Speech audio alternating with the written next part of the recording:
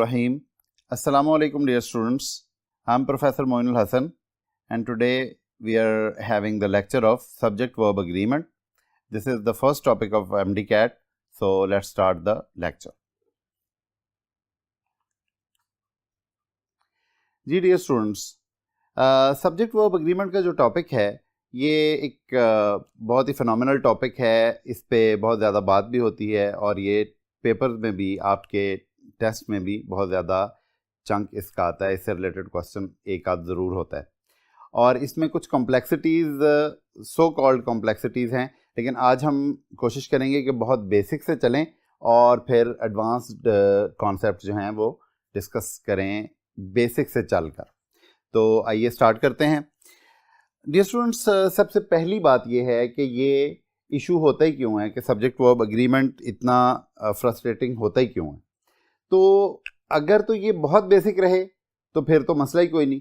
आप उसी बेसिक से अगर अटैच करते जाएं एडवांस कॉन्सेप्ट्स को तो फिर मसला नहीं होता. तो हम बेसिक से स्टार्ट करते हैं. ये एस रिप्रेजेंट कर रहा है सब्जेक्ट को और ये वी रिप्रेजेंट कर रहा है वर्ब को. अब सब्जेक्ट अगर कोई पर्सन का नाम हो और सिंगल वर्ड हो तो सिर्फ एक ही मसला है कि अगर वो पर्सन सिंगुलर है तो आगे वर्ब सिंगुलर आएगा और अगर वो पर्सन प्लूरल है तो आगे वर्ब प्लूरल आएगा. फॉर एग्जांपल, अगर हम यहाँ पे लिख देते हैं असलम. अब ये जो असलम है ये क्योंकि प्रॉपर नाउन है तो हमें प्रॉपर नाउन की सिंगुलैरिटी एंड प्लूरैलिटी में मसाइल बहुत कम होते हैं. प्रॉपर नाउन एक है, इसके साथ प्लूरल लग ही नहीं सकता. ये एक बंदा है और इस वजह से असलम डज होगा, असलम हैज होगा. और अगर अब असलम की जगह एक कॉमन नाउन भी इसका लगा दिया जाए, मिसाल के तौर पे टीचर, तो अब जब कॉमन नाउन हमने लगाया टीचर, तो अब टीचर की प्लूरल है, असलम की प्लूरल तो नहीं है लेकिन टीचर की प्लूरल है. तो अगर टीचर होगा तो इसके साथ इस एक तो एस नहीं लगा होगा. सबसे पहली बात हम यहीं से शुरू करेंगे कि 90% प्लस केसेस में तो एस या ई एस लग के प्लूरल बनता है नाउन्स का. तो अगर असलम है और अगर वो टीचर उसको लें तो आ टीचर, द टीचर, तो या इससे पहले कोई और एडजेक्टिव लगे तो the teacher does, the teacher has, a teacher does, a teacher has. और अगर ये प्लूरल हो जाए तो अगर एस लग जाए तो फिर होगा द टीचर्स डू और द टीचर्स हैव. तो ये डज और हैज और डू और हैव तक तो मामला क्लियर है. और अब कॉम्प्लेक्सिटी आहिस्ता आहिस्ता जो इवॉल्व होना शुरू होती है वो किस तरह से शुरू होती है. देखिए, पहली बात तो ये कि आप सब्जेक्ट्स को मजीद पहचानने के लिए एक ये कॉन्सेप्ट ध्यान में रखें कि अगर तो वो पर्सन है तो हु का जवाब वो दे रहा है, यानी कि हु इज, तो the person is, the place is, the thing is. Nouns are the persons, places और थिंग्स और आइडियाज. तो जब तक तो वो पर्सन है, हु का वो जवाब दे रहा है. अगर वो विच का जवाब दे रही होगी तो वो चीज होगी, आइडिया होगा. अब हम बात करते हैं कि कॉम्प्लेक्सिटी की तरफ बात जाती कब है.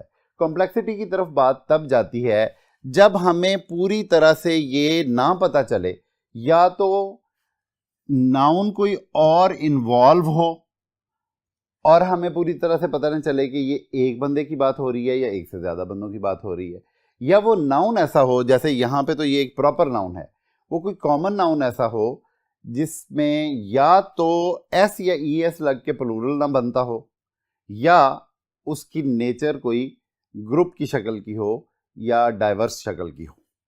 तो हम सबसे पहले नाउन से जब फ्रेज की शक्ल में जाते हैं, फ्रेज के लेवल पे जाते हैं, तो सब्जेक्ट के बाद क्या क्या चीजें लग सकती हैं, क्या क्या शक्लें इवॉल्व हो सकती हैं सब्जेक्ट के अंदर ही नाउन के साथ, जो कि वर्ब के सिंगुलर या प्लूरल होने को कंफ्यूज कर सकती हैं. मिसाल के तौर पे अगर असलम विद हिज स्टूडेंट्स है। तो अब ये विद के बाद जो आने वाली चीज है ये सब्जेक्ट का बेसिकली हिस्सा नहीं है, और ये बेसिक सब्जेक्ट नहीं है कि जिसके हिसाब से हमने सिंगुलैरिटी और प्लुरैलिटी ऑफ द वर्ब डिसाइड करनी है। तो इस वजह से Aslam with his students is होगा, टुगेदर विद हिज स्टूडेंट्स होगा, अलोंग विद हिज स्टूडेंट्स होगा, लाइक हिज स्टूडेंट्स होगा। तो इसमें या तो साथ होने का बयान हो रहा है लेकिन उनको सब्जेक्ट का हिस्सा नहीं बनाया जा रहा, साथ होने का बयान हो रहा है, सब्जेक्ट का हिस्सा नहीं बनाया जा रहा। लाइक में कंपेयर किया जा रहा है, सब्जेक्ट का हिस्सा नहीं बनाया जा रहा। इसी तरह से अगर कोई क्लॉज है और उसके बाद हु, विच और दैट के जरिए और चीजें जुड़ी हुई हैं, तो पीछे जो सब्जेक्ट है वो अपनी जगह पे मौजूद रहेगा और हमने उसी के मुताबिक सब्जेक्ट वर्ब एग्रीमेंट का ख्याल रखना है। इस तरह से फ्रेज है। और इसी तरह से प्रेपोजिशन है, द शू, द शूज, अब ये शूज प्लूरल है, इन द बॉक्स। तो अब देखिए the shoes in the box, अब ये बॉक्स तो सिंगुलर है, बॉक्स तो सिंगुलर सब्जेक्ट सिंगुलर नाउन है, लेकिन बॉक्स की वजह से यहां पे वर्ब नहीं लगना। The shoes in the box are, अब ये जो द बॉक्स है ये वैसे तो सिंगुलर नाउन है, लेकिन क्योंकि ये प्रेपोजिशन के बाद आया हुआ है तो प्रेपोजिशन के बाद आने की वजह से ये बेसिक सब्जेक्ट नहीं है, ये सब्जेक्ट के साथ लगा हुआ है लेकिन ये सब्जेक्ट नहीं है। द शूज हमारा सब्जेक्ट है बेसिकली, जिसके हिसाब से सिंगुलैरिटी और प्लुरैलिटी डिसाइड होनी है। तो the shoes in the box, अगरचे बॉक्स के साथ आपको इज लगाने को दिल करेगा लेकिन यहां इज नहीं होगा। The shoes in the box are, because basically अगर इसको बेयर बोन पे लेके आए तो द शूज आर है। तो ये जितनी भी चीजें हैं ये सब्जेक्ट की हैसियत पे फर्क नहीं डाल रही। उसके बाद एक एग्जांपल और देखिए, द प्रेसिडेंट ऑफ पाकिस्तान। अब देखिए एक पाकिस्तान भी नाउन है, प्रेसिडेंट भी नाउन है, तो the president of Pakistan together with his personal secretaries. अब पर्सनल सेक्रेटरीज जितने मर्जी हों ये टुगेदर विद के बाद आ रहे हैं, तो द प्रेसिडेंट की सिंगुलैरिटी पे इससे कोई असर नहीं पड़ रहा। तो डियर स्टूडेंट्स, अब हम नेक्स्ट बोर्ड पे चलते हैं और देखते हैं कि ये कॉम्प्लेक्सिटी किस तरह से आगे बढ़ रही है। तो आइए नेक्स्ट बोर्ड पे चलते हैं। तो स्टूडेंट्स अब हम ये देखते हैं कि क्या नाउन्स हमेशा ही असलम जैसे हमने पीछे लिखा था कि असलम जैसे या टीचर जैसे ही होते हैं? क्या नाउन्स हमेशा ऐसे ही सिंपल होते हैं कि जिनमें हमें कोई कंफ्यूजन ना हो? असलम के सिंगुलर होने में किसी को कोई कंफ्यूजन नहीं है, टीचर के सिंगुलर होने में किसी को कोई कंफ्यूजन नहीं है, और टीचर्स के प्लूरल होने में किसी को कोई कंफ्यूजन नहीं है। लेकिन जब हम इस तरह के मामलात में आते हैं तो प्रॉब्लम्स अराइज करती हैं। अब देखिए ये सिंगुलर तो हैं, जैसे एडवाइस है। अब एडवाइस सिंगुलर तो है लेकिन इसका प्लूरल नहीं होता, एडवाइसेस नहीं होता, तो इस वजह से इनको हमने सिंगुलर के तौर पे ही डील करना है। तो एडवाइसेस आर गलत होगा। ब्रेड, फर्नीचर, इंफॉर्मेशन, लगेज, ये सारे ऐसे हैं कि ये अपनी नेचर में प्लूरल नहीं बन रहे और ये सिंगुलर ही कंसिडर होंगे। तो अगर हम इसमें सब्जेक्ट वर्ब एग्रीमेंट का प्रॉब्लम कैसे हो सकता है कि अगर हम कहें कि informations are coming,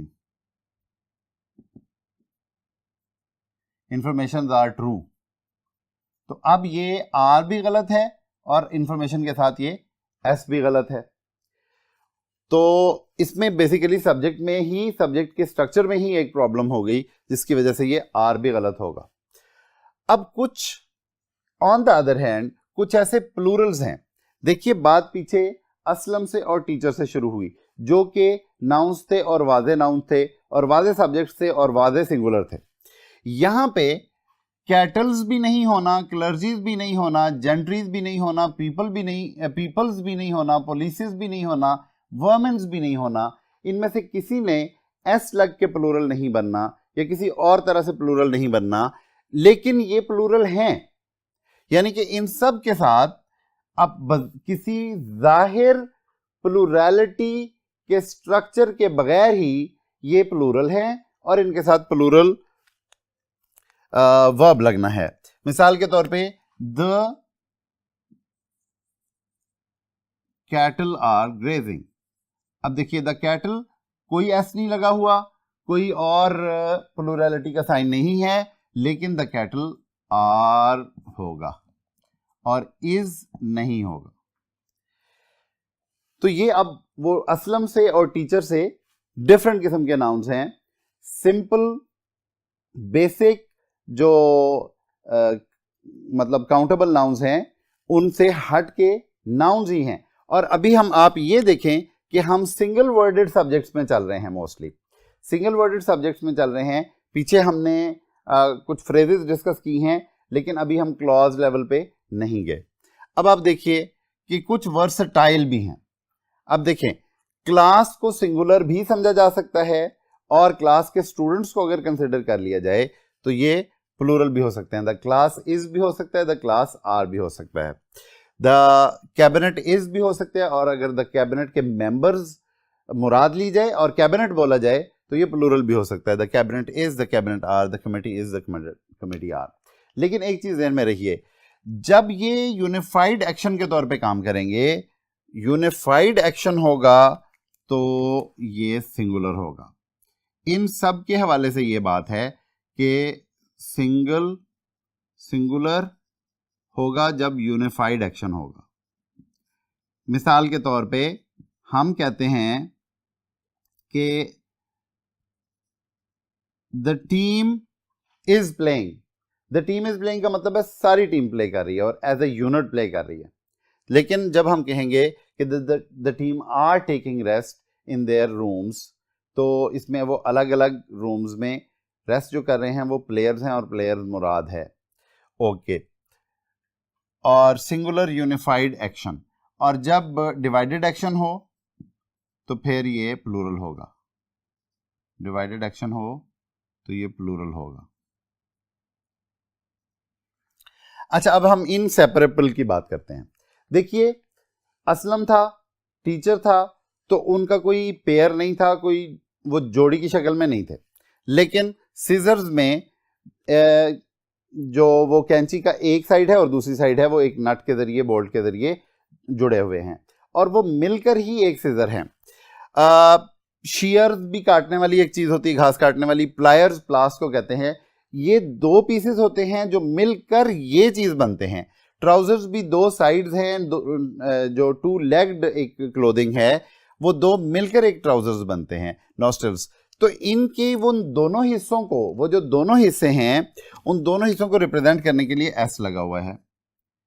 अब इसमें मसला क्या है, जैसे इसको प्लूरल नहीं करना था, इसको सिंगुलर नहीं करना, मतलब द सीजर्स आर ही होगा, द प्लायर्स आर ही होगा, द ट्राउजर्स आर ही होगा। इनको हम सिंगुलर के तौर पे डील नहीं कर सकते, क्योंकि सिंगुलर तो फिर अगर हम सिंगुलर कहेंगे तो इसका एक हिस्सा मुराद होगा, पूरा टूल मुराद नहीं होगा।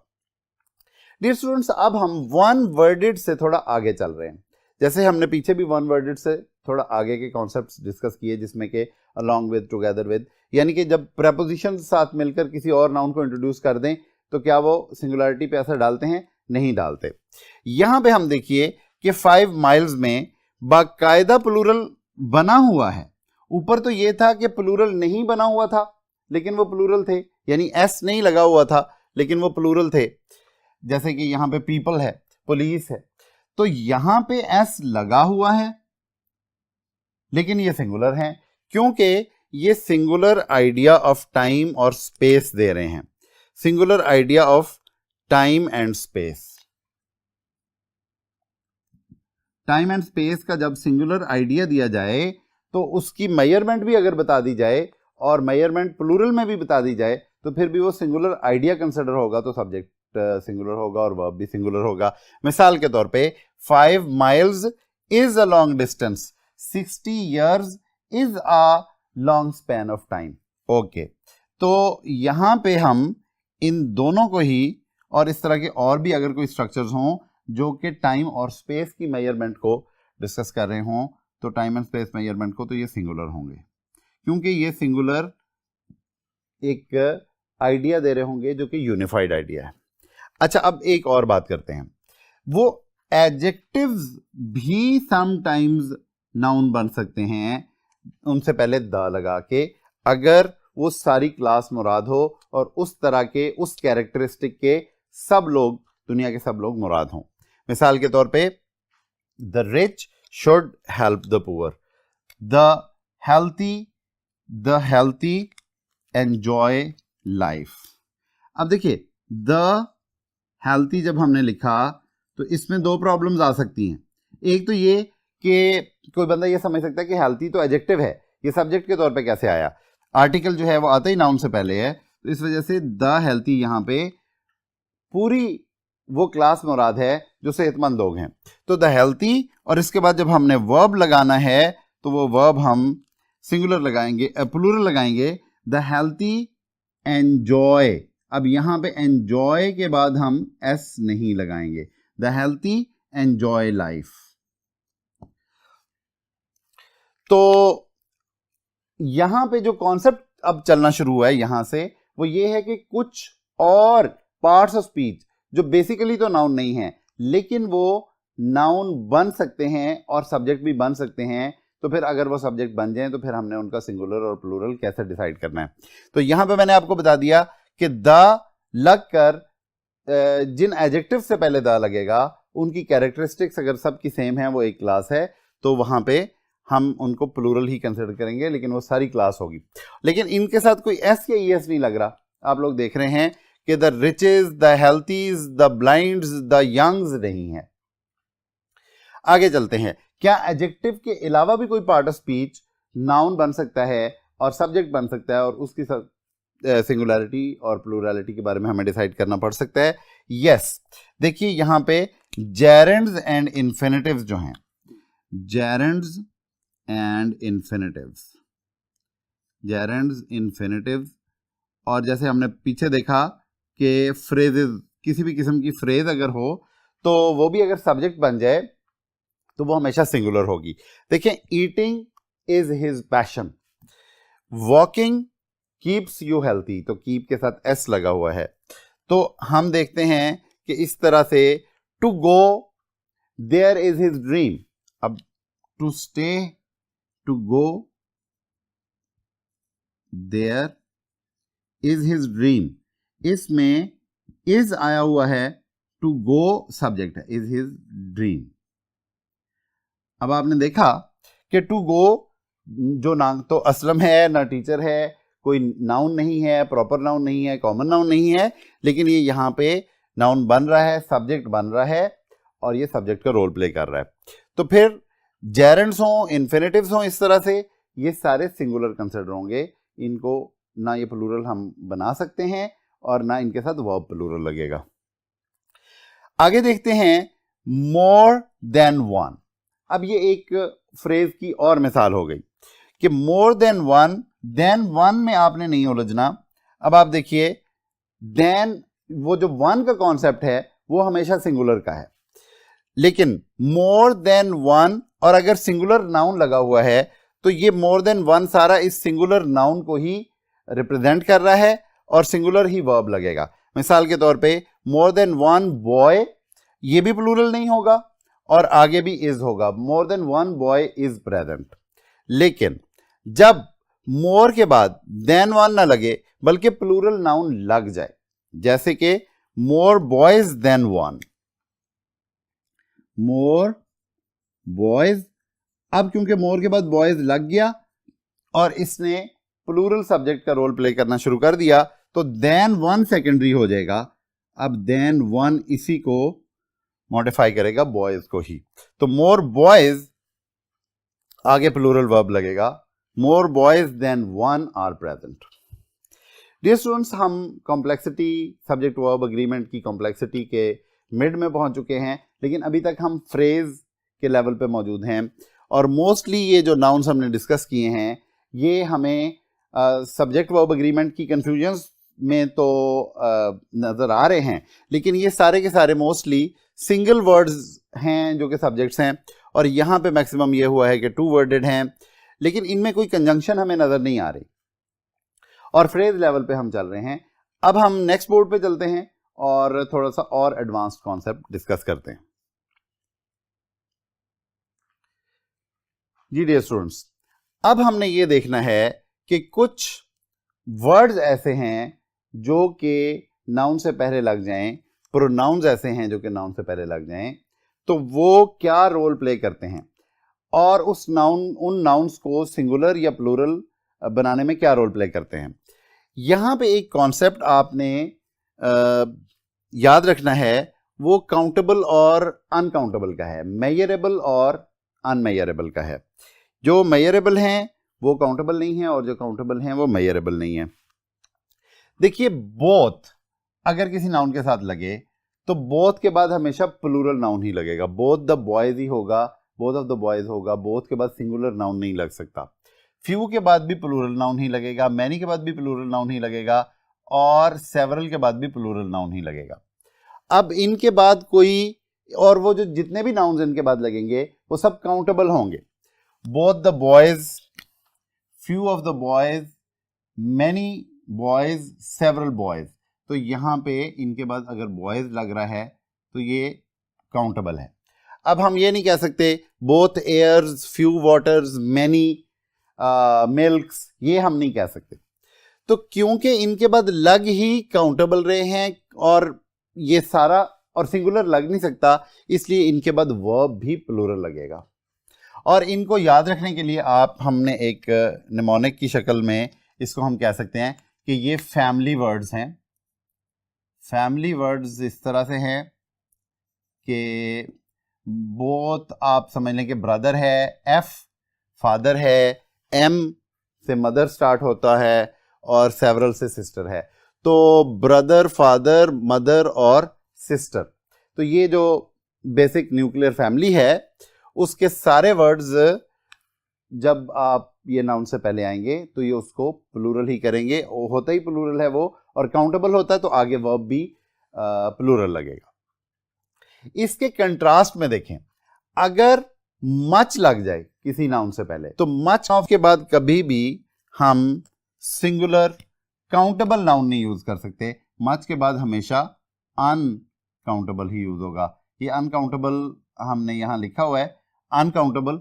तो जैसे हम मच वाटर कह देंगे तो मच के बाद जो नाउन लगेगा, एक तो वो अनकाउंटेबल होगा, मेजरेबल होगा, दूसरा उसके साथ कोई एस या ईएस नहीं होगा, यानी कि वो प्लूरल नहीं होगा। तो इस वजह से वो हमेशा सिंगुलर ही होगा, मच वाटर इज। हमने प्लूरल भी देख लिया, हमने सिंगुलर भी देख लिया। अब हम एक रूल जिसको कि हम सैनम का निमोनिक भी देते हैं उसको देख लेते हैं। अब सैनम के निमोनिक में इन दोनों के दरमियान में मैंने इसको क्यों लिखा है, इन दोनों के दरमियान में मैंने इसलिए लिखा है, ये देखिए सैनम एस से सम बन रहा है, ए से एनी बन रहा है, एन से नन बन रहा है, ए से ऑल बन रहा है, एम से मोस्ट बन रहा है। अब हम ये देखते हैं, जैसे यहां पे हमने देखा था कि इनके बाद हमेशा काउंटेबल और प्लूरल नाउन्स ही आते हैं, और इसके बाद अनकाउंटेबल ही आता है और सिंगुलर ही होता है। इनके बाद सम के बाद बॉयज भी लग सकता है और सम के बाद वाटर भी लग सकता है, एनी बॉयज भी लग सकता है, एनी वाटर भी हो सकता है। नन इसमें एक थोड़ा सा एक्सेप्शन है। उसके बाद ऑल ऑफ द बॉयज भी हो सकता है, ऑल बॉयज भी हो सकता है, और ऑल ऑफ द वाटर भी हो सकता है, ऑल वाटर भी हो सकता है, और मोस्ट ऑफ द बॉयज भी हो सकता है और मोस्ट ऑफ द वाटर भी हो सकता है। यानी ये जो सैनम है इनके साथ काउंटेबल्स भी लग सकते हैं, अनकाउंटेबल भी लग सकते हैं। तो क्योंकि ये अपनी नेचर में ही वेरिएबल है, इसलिए इसके बाद वर्ब भी वेरिएबल है। अगर इसके बाद काउंटेबल्स लगे हुए हों, और क्योंकि हैं तो ये सारे, इनमें से सिंगुलर नेचर का तो कोई भी नहीं है, नन एक एक्सेप्शन है, तो ये सारे के सारे क्योंकि वेरिएबल बिहेव करते हैं तो इनके बाद जो नाउन लगेगा वो डिसाइड करेगा ऑल ऑफ द बॉयज तो आर होगा, ऑल ऑफ द वाटर होगा तो इज होगा।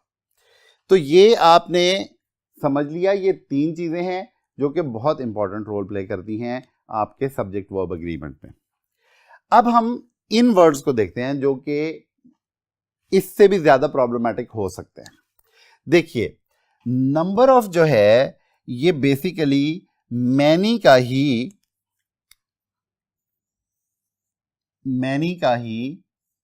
एक एक्सप्रेशन है। अ नंबर ऑफ पीपल का मतलब है मैनी पीपल। अच्छा, तो जब हम यहां पे नंबर से पहले आ लगा देंगे तो ये एक इडियोमैटिक एक्सप्रेशन बनेगा, अ नंबर ऑफ।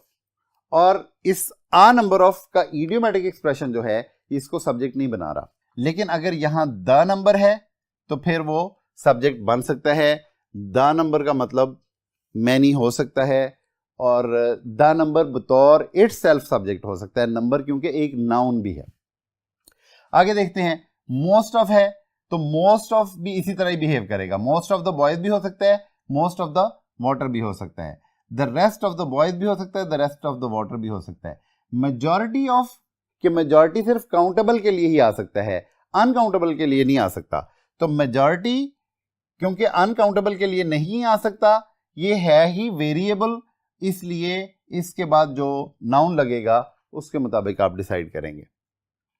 उसके बाद फ्रैक्शन ऑफ है, 2/3 ऑफ है और हाफ ऑफ है, ये भी वेरिएबल वाला ही बिहेव करेंगे। तो इनमें से मोस्टली जो है वो वेरिएबल वाला ही बिहेव कर रहे हैं। अब हम ये देखते हैं कि रिलेटिव प्रोनाउन, क्योंकि हमने पीछे दूसरे पार्ट्स ऑफ स्पीच का जो नाउन के साथ इंटरेक्शन है वो हम डिस्कस करते आ रहे हैं। तो यहां पे हम देखिए रिलेटिव प्रोनाउन जब आता है तो इस सूरत में कंफ्यूजन हो सकती है।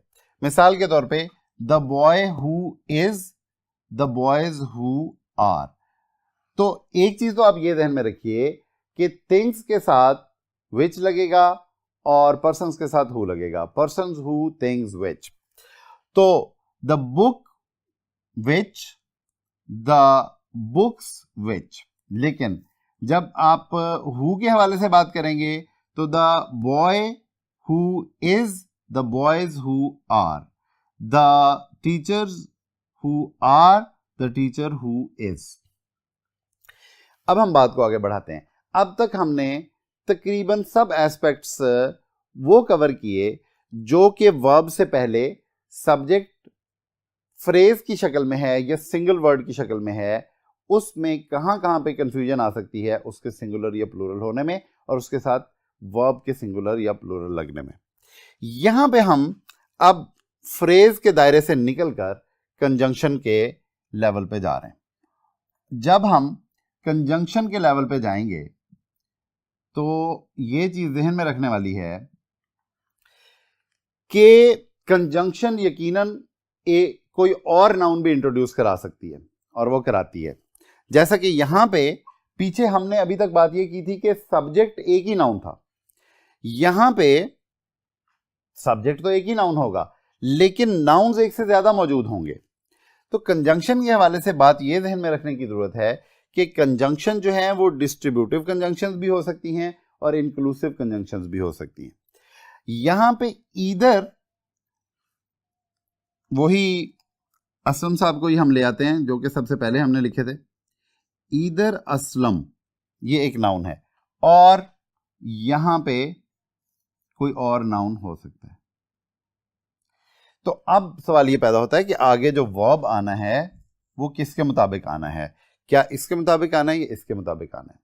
तो बात यह है कि यहां पे क्योंकि ये डिस्ट्रीब्यूट कर रही है, यहां पे सबको यानी ईदर के बाद आने वाले नाउन को और नॉर के बाद, बट ऑल्सो के बाद, और के बाद, नॉर के बाद आने वाले नाउन को ये स्ट्रक्चर इकट्ठा काम नहीं करने दे रहा। तो जब इकट्ठा काम करने ही नहीं दे रहा तो हमने दोनों में से किसी एक के बारे में ही बताना है, या ईदर के बाद आने वाले काम करेंगे या और के बाद आने वाले काम करेंगे, या नीदर के बाद आने वाले काम करेंगे या नॉर के बाद आने वाले काम करेंगे। तो सब्जेक्ट तो वही होगा जो काम करेगा और ये इंक्लूसिव है ही नहीं, इनने इनके साथ मिलकर काम तो करना ही नहीं, इसलिए प्रॉक्सिमिटी का रूल लगेगा और प्रॉक्सिमिटी के रूल में जो बाद वाला होगा वर्ब उसके मुताबिक लगेगा। Either Aslam or his students are, either the students or their teacher is, not only the teacher but also his students have, students के साथ हैव, और not only the students but also their teacher has. ठीक है, तो अब एक example आप देखिए, ईदर ही, यहां पे ही भी सब्जेक्ट की प्लेस पे मौजूद है, और यू भी सब्जेक्ट की प्लेस पे मौजूद है। आर गिल्टी, यू के साथ क्योंकि आर लगता है तो ये प्रॉक्सिमिटी का रूल है। प्रॉक्सिमिटी का मतलब कुर्बत होता है, साथ होना होता है। तो ये वर्ब है, इस वर्ब के करीब कौन सा सब्जेक्ट है, ये वाला है। अगर ये भी सब्जेक्ट है लेकिन दोनों ने मिलकर तो काम ही नहीं करना, इसलिए करीब वाले के मुताबिक हम वर्ब लगा देंगे। डियर स्टूडेंट्स, अब हम लेक्चर के इख्तिताम की तरफ बढ़ रहे हैं और अब हम यही कोशिश करेंगे कि हमें ये पता चले कि वो कौन सी कंडीशन है कि जिसमें कंफर्म दो सब्जेक्ट्स होते हैं और दोनों को ही कंसिडर करना होता है। क्योंकि अब तक की जितनी गुफ्तगू थी उसमें हम किसी एक को ही कंसिडर कर रहे थे कि वही सब्जेक्ट है और वही डिसाइड करेगा। अगर प्रपोजिशन के जरिए कोई और नाउन जुड़ रहा था तो हम उस नाउन को कंसिडर नहीं कर रहे थे। अगर किसी फ्रेज में कोई और नाउन आ रहा था हम उसको कंसिडर नहीं कर रहे थे। अगर वो मुख्तलिफ शक्ल का नाउन था, यानी कि वो काउंटेबल या अनकाउंटेबल चीज़ें थी, वो भी हमने डिस्कस कर ली। प्रोनाउंस किस तरह से इसके साथ बिहेव करते हैं नाउन के साथ, उसकी सिंगुलैरिटी और प्लूरैलिटी को करने के लिए, उसके लिए हमने सैनम का, फैमिली का रूल डिस्कस कर लिया और मच का रूल डिस्कस कर लिया। एक चीज जो कि इसके साथ ही आप जहन में रखें कि जो कुछ ऐसे भी नाउन होंगे जो कि बिल्कुल ही सिंगुलराइज कर देंगे, कुछ ऐसे प्रोनाउन होंगे जो कि बिल्कुल ही सिंगुलराइज कर देंगे, तो वो ईच, एवरी, ईदर, ये 3 ई हो गए, और नीदर और वन। अब देखिए ये जो है ना, ये इससे भी ईनो एक निमोनिक बन सकता है, ई ई ई एन ओ। तो ये हमेशा ही सिंगल को ही ले रहे होते हैं, ये अपनी नेचर में सिंगुलर हैं तो इनके साथ सिंगुलर ही लगेगा।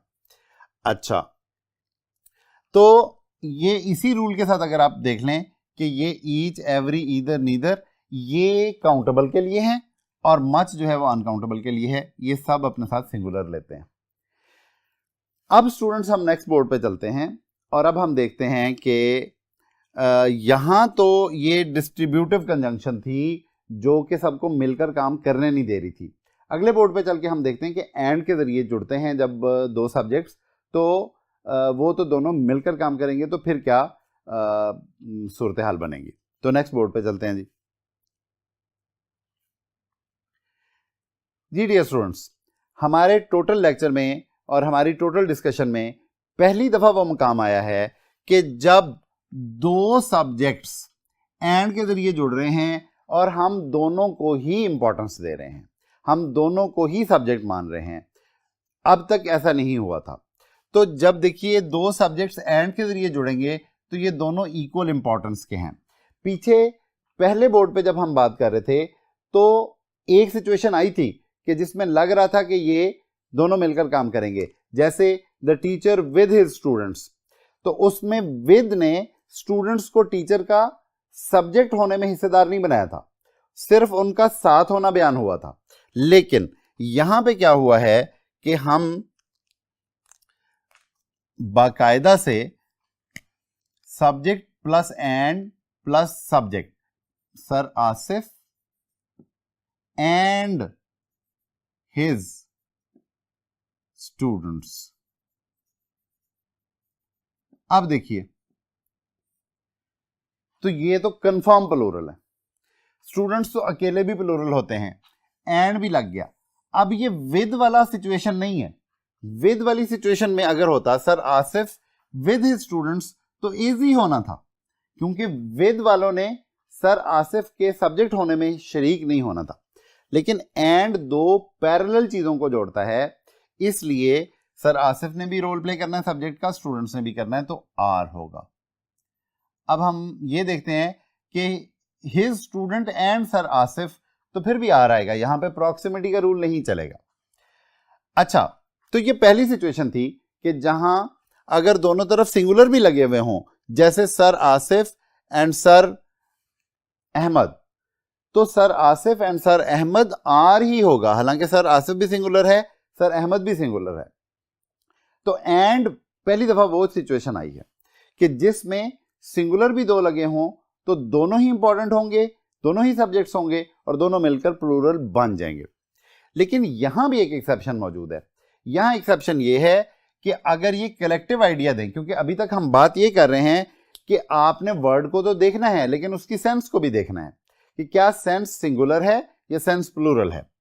अब देखिए, अगर एक कलेक्टिव आइडिया हो तो आइडियाज भी तो नाउन होते हैं, तो स्लो एंड स्टडी होकर जो सिचुएशन डेवलप होगी, स्लो एंड स्टडी के तौर पे चलना, ये चलने का जो प्रोसेस है ये एक सिंगुलर आइडिया है, कलेक्टिव कॉन्सेप्ट है, तो slow and steady wins the race होगा। इसके साथ ये सिंगुलर वर्ब वाला एस लगा हुआ है। ओके, टाइम एंड टाइड एक पूरी सिचुएशन का नाम है, हालात का नाम है, जमाने का नाम है, तो time and tide waits for none. तो ये एक सिंगुलर कॉन्सेप्ट था। अब हम देखते हैं कि वन सिंगुलर थिंग हो या पर्सन भी हो, क्योंकि ये तो एब्स्ट्रैक्ट कॉन्सेप्ट्स थे, लेकिन अगर पर्सन हो सिंगल या थिंग हो सिंगल, तो उनका क्या मामला होगा, और वो एंड के जरिए जुड़े भी हुए हों। मिसाल के तौर पे द HOD, अब ये एक नाउन हो गया, एंड द बेस्ट टीचर। अब द, क्योंकि आर्टिकल ऐसा है जो कि एक नाउन को लगेगा तो वो एक ही दफा लगेगा और उसके बाद आप उसकी मुख्तलिफ कैरेक्टरिस्टिक्स बयान कर सकते हैं, तो फिर वो एक ही बंदा होगा। जैसा कि यहां पे है the HOD and best teacher, तो ये अब एक ही पर्सन है, इज लगेगा। लेकिन यहां पे द HOD एक बंदा एंड द बेस्ट टीचर एक और बंदा, तो ये यहां पे आर होगा। तो सिंगल थिंग और पर्सन यहां पे है, सिंगल थिंग और पर्सन ये है कि the HOD and best teacher. अब ये वो सिचुएशन है, बहुत रेयर वाली सिचुएशन, कि जहां पे एंड भी लगा हुआ है, पीछे एक पूरा नाउन भी लगा हुआ है जैसे यहां पे था, और बाद में भी एक और नाउन लगा हुआ है, लेकिन क्योंकि आर्टिकल ने डिटरमिन करना है कि हम वो नाउन एक ही बंदे के लिए लगा रहे हैं या एक से ज्यादा बंदों के लिए लगा रहे हैं, तो the HOD and the best teacher, जब द दोबारा लगा है तो आर है, और the HOD and best teacher the के बगैर इज है। डियर स्टूडेंट्स, अब हम एक और रेयर सिचुएशन को डिस्कस करते हैं कि जहां पे हम अब तक जितनी भी बात की थी वो सारी रियल हैपनिंग्स की थी, यानी कि जो वर्ब्स थे वो रियल टेंसेस थे, रियल हैपनिंग्स थी। लेकिन अगर प्रोबेबल कंडीशन हो और एक सब्जंक्टिव सिचुएशन हो, प्रोबेबल कंडीशन हो, तो यहां पे हम देखेंगे कि इफ के जरिए अगर जुड़ा हुआ है, इफ अगर इंट्रोड्यूस करा रहा है सेंटेंस को, तो यहां पे ये सब्जेक्ट का सिंगुलर या प्लूरल होना मैटर नहीं करेगा, और आगे जो वर होगा वो अब ये प्लूरल वर्ब के तौर पे नहीं आएगा, बल्कि ये एक सब्जंक्टिव के साथ सिचुएशन में अनरियल कंडीशन को रिप्रेजेंट करने के लिए आएगा। तो यहां पे वर का मतलब ज्यादा लोग थे वाला वर नहीं है, आई के साथ भी वर ही लगेगा, ही शी के साथ भी वर ही लगेगा, दे के साथ भी वर ही लगेगा, और इट के साथ भी वर ही लगेगा। ये पिछली सारी सिचुएशन से मुख्तलिफ एक सिचुएशन है। Last but not the least, dear students, हमने सब कॉन्सेप्ट्स को डिस्कस कर लिया। एक कॉन्सेप्ट ये है कि पीछे किसी भी सिचुएशन में सब्जेक्ट को देयर ने इंट्रोड्यूस नहीं कराया था, सब्जेक्ट खुद अपने आप को इंट्रोड्यूस करा रहा था। सब्जेक्ट की शक्ल जैसी भी थी, सब्जेक्ट सिंगुलर था, प्लूरल था, सब्जेक्ट अपने साथ को फ्रेज ले रहा था, सब्जेक्ट कंजंक्शन ले रहा था, लेकिन सब्जेक्ट को कोई और इंट्रोड्यूस नहीं करा रहा था, कोई शैडो सब्जेक्ट। यहां पे देयर है, जब देयर लगता है तो there is not a subject. अब देयर का मामला ये है कि देयर अपने बाद वाले आउन जो एक्चुअली नाउन बाद में आ रहा है उसको देखेगा और उसके मुताबिक वर्ब लेगा, और ये एक इन्वर्टेड सिचुएशन हो सकती है कि देयर इज अ मैन, तो अब ये मैन ने डिसाइड किया इज को, और देयर आर मेन। अब इन मेन का जो प्लूरल नाउन है, इसने सब्जेक्ट, ये बेसिकली सब्जेक्ट है, और इसने डिसाइड किया प्लूरल वर्ब आर को। तो डियर स्टूडेंट्स, ये था हमारा सब्जेक्ट वर्ब एग्रीमेंट का लेक्चर। हमने कोशिश की कि आप लोगों से सब्जेक्ट वर्ब एग्रीमेंट का टॉपिक बहुत वेल नेट तरीके से पेश करें और इसके सारे कॉन्सेप्ट्स आपके लिए क्लियर करें। आई होप कि ये लेक्चर आपके लिए मुफीद रहेगा, और जो आने वाले टेस्ट हैं हमारे सब्जेक्ट वर्ब एग्रीमेंट के, उनको अटेम्प्ट करने में आपके लिए यूज़फुल होगा। प्लीज़ अपना ख्याल रखिए। मुझे इजाज़त दीजिए। अल्लाह हाफ़िज़।